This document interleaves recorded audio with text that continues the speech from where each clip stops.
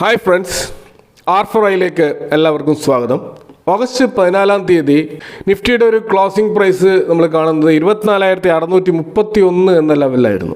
അതിൻ്റെ next day ആണ് August 15-ാം തീയതി PM മോഡിയുടെ GST റിഫോംസുമായി ബന്ധപ്പെട്ടിട്ടുള്ള അനൗൺസ്മെൻറ്റ് വരുന്നത്. അപ്പോൾ അതിനുശേഷം ഉണ്ടായ 4 ട്രേഡിംഗ് സെഷനിൽ നിഫ്റ്റി നന്നായിട്ട് ഷൂട്ടപ്പ് ചെയ്യുകയും ഓഗസ്റ്റ് 21-ാം തീയതി 25,083 എന്നുള്ള ഒരു നിയർ ടേം ഹൈ ക്രിയേറ്റ് ചെയ്യുകയും ചെയ്തിരുന്നു. അപ്പോൾ 24,631 നിന്ന് ഏകദേശം 452 പോയിന്റിന്റെ ഒരു അപ്സൈഡ് മൂവ് ഓവറോൾ നിഫ്റ്റിയിൽ ഉണ്ടായിരുന്നു.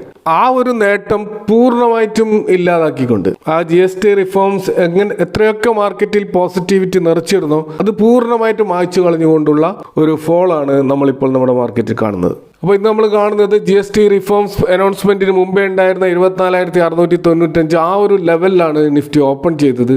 പിന്നീട് 24,481 എന്നുള്ള ലോയിലേക്ക് വരെ നിഫ്റ്റി പോയിരുന്നു.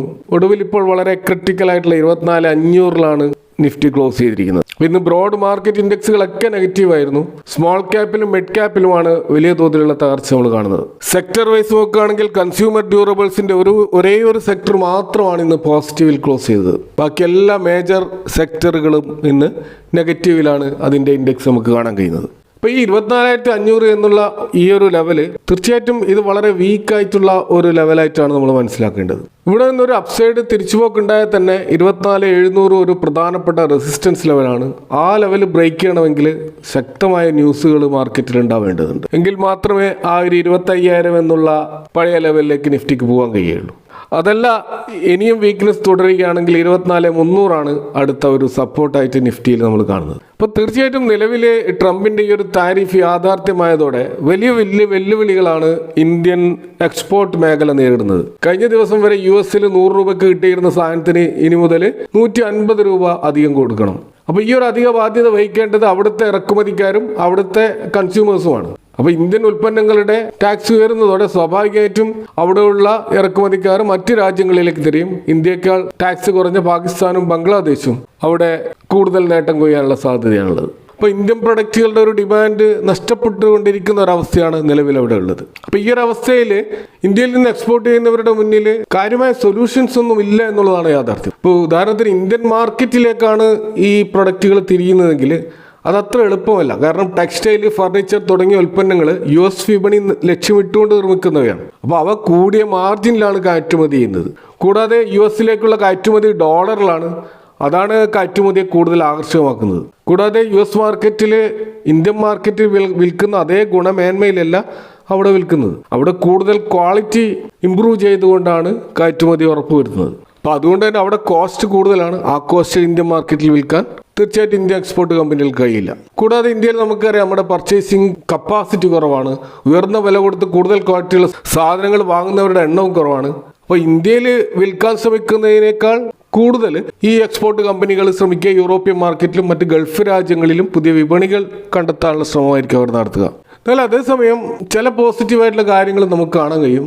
US ട്രഷറി സെക്രട്ടറി ആയിട്ടുള്ള സ്കോട്ട് ബെസന്റിന്റെ ഒരു ഇന്റർവ്യൂ കഴിഞ്ഞ ദിവസം ഉണ്ടായിരുന്നു. അപ്പോൾ അതിൽ അദ്ദേഹം സൂചിപ്പിക്കുന്നത് എന്തൊക്കെ സംഭവിച്ചാലും ഇന്ത്യയും അമേരിക്കയും യോജിക്കേണ്ടി വരും എന്ന് തന്നെയാണ് അദ്ദേഹം ശുഭാപ്തി വിശ്വാസം പ്രകടിപ്പിക്കുന്നത്. ഇപ്പോൾ ഫോക്സ് മാഗസിനുമായി നടത്തിയ ആ ഒരു ഇന്റർവ്യൂവിൽ അദ്ദേഹം പറയുന്നത് ലോകത്തിലെ ഏറ്റവും വലിയൊരു ഡെമോക്രാറ്റിക് രാജ്യമാണ് ഇന്ത്യ. US ആണെങ്കിൽ ലോകത്തിലെ ഏറ്റവും വലിയ ഒരു സാമ്പത്തിക ശക്തിയാണ്. അപ്പോൾ അങ്ങനെയുള്ള 2 രാജ്യങ്ങൾ എന്തൊക്കെ അസ്വാരസ്യങ്ങൾ ഉണ്ടായാലും ഒടുവിൽ ഒന്നിച്ചേ മതിയാവുകയുള്ളൂ. അതെന്തായാലും ഭാവിയിൽ സംഭവിക്കുമെന്ന് തന്നെയാണ് അദ്ദേഹം പ്രത്യാശ പ്രകടിപ്പിക്കുന്നത്. അപ്പോൾ അദ്ദേഹം ഇന്ത്യ-US ബന്ധം വഷളാവുന്നതിന്റെ കാരണം പറയുന്നത് ഇന്ത്യ റഷ്യ എണ്ണ വാങ്ങുന്നത് മാത്രമല്ല, അവിടെ ഒരു ട്രേഡ് ഡെഫിസിറ്റ് അമേരിക്ക നേരിടുന്നുണ്ട്.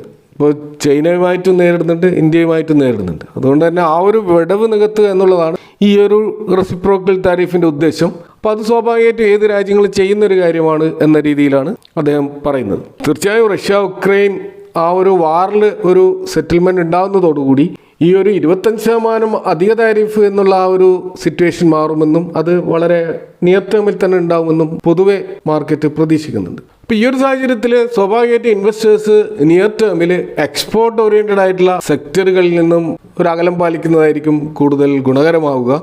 അതേപോലെ തന്നെ ഓവർ വാല്യൂഡ് ആയിട്ടുള്ള സ്മോൾ ക്യാപ്പ്, മിഡ് ക്യാപ്പ് സ്റ്റോക്കുകളിൽ നിന്ന് മാറിക്കൊണ്ട് ഫെയർലി വാല്യൂഡ് ആയിട്ടുള്ള ലാർജ് ക്യാപ്പിലും അതുപോലെ ഡൊമസ്റ്റിക് കൺസംഷൻ തീമിലുള്ള സ്റ്റോക്കുകളിലേക്കും നമ്മുടെ ഇൻവെസ്റ്റ്മെൻറ്റ് ഷിഫ്റ്റ് ചെയ്യുന്നതിനെക്കുറിച്ച് ഗൗരവമായിട്ട് ആലോചിക്കേണ്ട ഒരു സമയമാണ് ഇപ്പോൾ നമുക്ക് കാണാൻ കഴിയുന്നത്. ഇപ്പോൾ തീർച്ചയായിട്ടും ഇന്ത്യ ഗവൺമെൻറ് ചില റിഫോംസിന് വേണ്ടി ശ്രമിക്കുന്നുണ്ട്.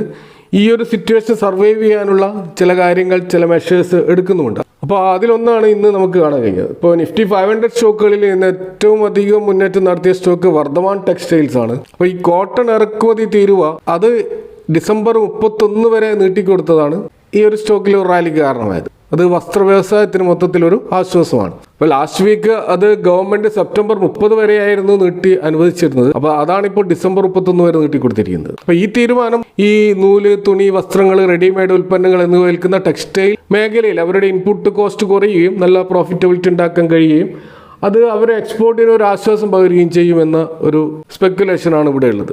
അപ്പോൾ ഇതിനു മുമ്പ് അത് 11% ആ ഒരു കസ്റ്റംസ് ഡ്യൂട്ടി ഉണ്ടായിരുന്നത്. അതാണ് പൂർണ്ണമായിട്ടും ഒഴിവാക്കി കൊടുത്തിരിക്കുന്നത്. എന്നാൽ ഈ ഒരു പ്രഖ്യാപനം കാരണം വർദ്ധമാൻ ടെക്സ്റ്റൈലിൽ ഒരു മൂവ് ഉണ്ടായെന്ന് പറയാമെങ്കിലും മറ്റ് ലീഡിംഗ് ആയിട്ടുള്ള ടെക്സ്റ്റൈൽ സ്റ്റോക്കുകളിൽ ഒരു മുന്നേറ്റം ഉണ്ടായിട്ടില്ല എന്നും നമുക്ക് കാണാൻ കഴിയും. ഇപ്പോൾ Page Industries, KPR Mill, Trident, Welspun Living, Alok Industries, Garware Tech, Arvind Limited, Raymond Life Style, Pearl Global, Gokaldas, Indo Count തുടങ്ങിയ അത്യാവശ്യം 5000 കോടിക്ക് മുകളിൽ മാർക്കറ്റ് ക്യാപിറ്റൽ ഇത്തരം കുറച്ചുകൂടി വലിയ കമ്പനികളിൽ ഈ ഒരു പ്രഖ്യാപനം വലിയ ചലനമൊന്നും ഉണ്ടാക്കിയിട്ടില്ല. ഇന്ന് വലിയ മൂവൊന്നും ആ സ്റ്റോക്കുകളിൽ കാണാൻ കഴിയുന്നില്ല. പക്ഷേ വർദ്ധമാൻ ടെക്സ്റ്റൈലിൽ 11% മൂവാണ് ഉണ്ടായിട്ടുള്ളത്. അപ്പോൾ ഇതിനൊരു കാരണമായിട്ട് കാണാൻ കഴിയുന്നത് ഞാൻ മുകളിൽ പരാമർശിച്ച ഈ സ്റ്റോക്കുകളുടെ ഒക്കെ പി റേഷ്യോകൾ പരിശോധിച്ചാൽ അത് ഇൻഡസ്ട്രി PEയേക്കാൾ മുകളിലാണ്. എന്നാൽ വർദ്ധമാൻ ടെക്സ്റ്റൈൽസിന്റെ PE റേഷ്യോ 15 എന്ന ലെവലിലാണ്. സ്വാഭാവികമായിട്ടും ഇവിടെ ഇൻവെസ്റ്റേഴ്സ് വാല്യുവേഷൻ വളരെയധികം കുറഞ്ഞു നിൽക്കുന്ന ടെക്സ്റ്റൈൽ സ്റ്റോക്കിനെ ഫോക്കസ് ചെയ്തുകൊണ്ടാണ് ഈ സ്റ്റോക്കിൽ ഇന്ന് ഒരു റാലി നമ്മൾ കാണാൻ കഴിഞ്ഞത്. അപ്പോൾ നിഫ്റ്റി 500 രണ്ടാമത് ഏറ്റവും വലിയ മൂവ് നടന്നത്